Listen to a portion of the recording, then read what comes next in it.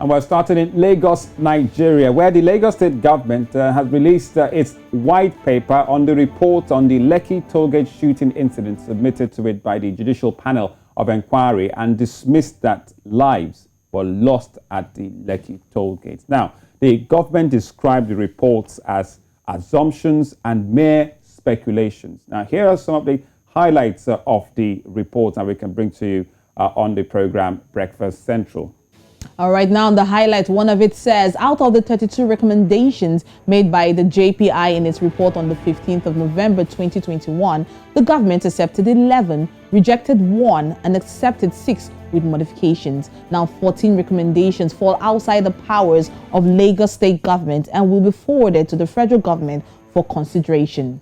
Now, on the other hand, the call for a peace walk by Lagos Governor Babajide Sanwo-Olu aimed at healing the city after the state government dismissed the Lekki report have been termed by some Nigerian celebrities as disrespectful. Now, the Governor Sanwo-Olu is saying that the city needed to heal, hence his proposal for peace walk. But entertainers, Folarin Folana, popularly known as Fowls, and Debo Adebayo, also known as Mr. Macaroni, have all rejected the governor's invitation for a peace walk. Also, Seun, the son of Afrobeat legend Fela Nicola Kuti, also rejected the invitation, noting that he doesn't need to walk next to the governor before there is peace in Lagos State. Now, right activist and Afrobeat musician himself, Seun Kuti, joins us now virtually right here in Breakfast Central, Lagos News Central. Seun Kuti, morning to you. You said you don't need to walk next to Governor Sanwo-Olu, at least for peace to be restored in Lagos State. Now, why did you, take that stance? You can unmute your device, your audio, Seun. Oh, sorry. Can you hear me now? Loud and clear. Good morning. Good to have you, Seun. Good morning, guys. I think it's a factual statement. It's not a statement that is my opinion. Seun Kuti, the governor does not need Seun Kuti by his side to restore peace in his state. That is putting too much weight on what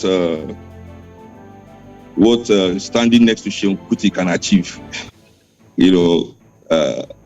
or the other way around. I do not see myself as the sole purveyor of peace or such a peaceful, illuminating character that if the governor is next to me, it means Lagos is on the path of peace. Peace is something that is bought only through a just society. Peace is the price we pay for a just society. And if the society is unjust, then disharmony, divisions, that's the price we pay.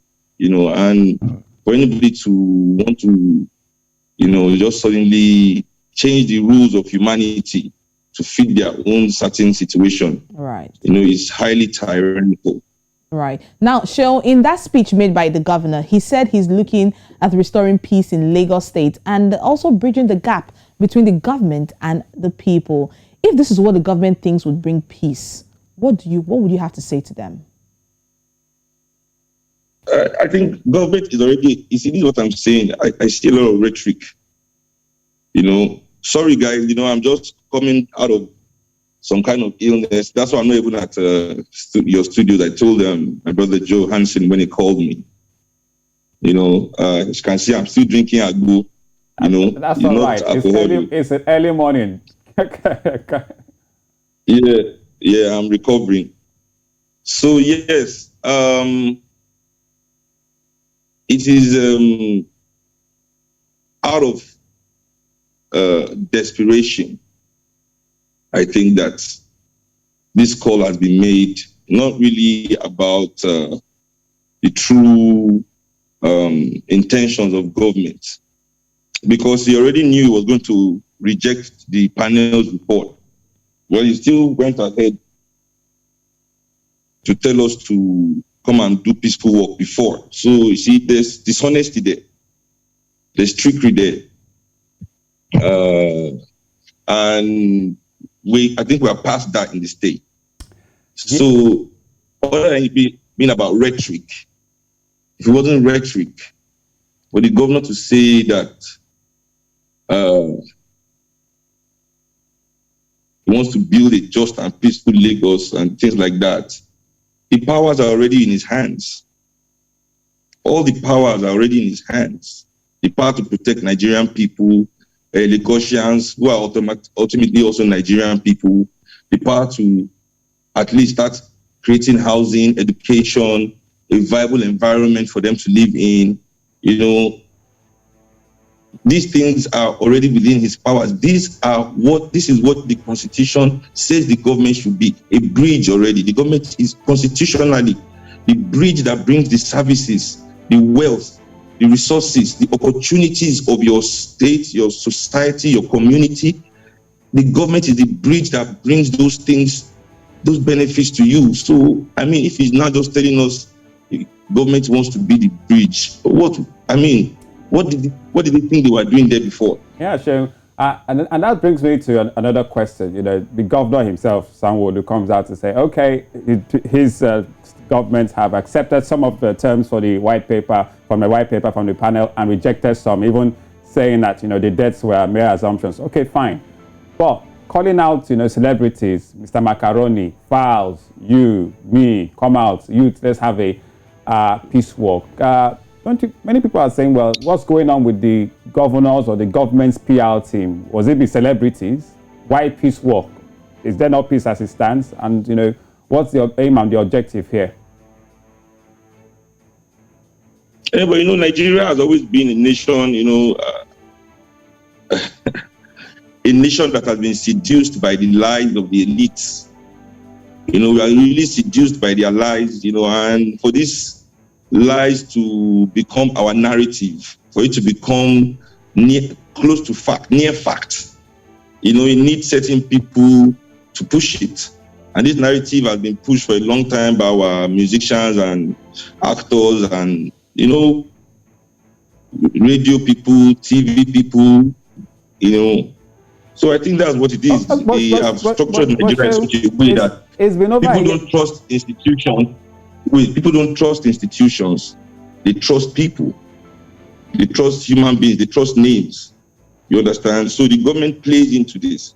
Oh. So they create the people with that name, buy the people with that name, so that when they need those names can come forward. You understand? And do as told. These opportunities should be institutionalized so that you can't use it for your own personal benefit. So that's why it's calling celebrities. Trying to tap into, but I don't know why he's calling me. That's what I don't understand. Why me?